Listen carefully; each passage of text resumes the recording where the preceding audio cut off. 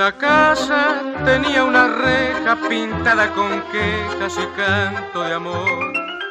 La noche llenaba de ojeras la reja, la hiedra y el viejo balcón.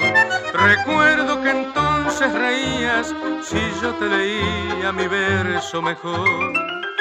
Y ahora, capricho del tiempo, leyendo esos versos lloramos los dos. Los años de la infancia pasaron, la reja está dormida de tanto silencio, y en aquel pedacito de cielo se quedó tu alegría y mi amor.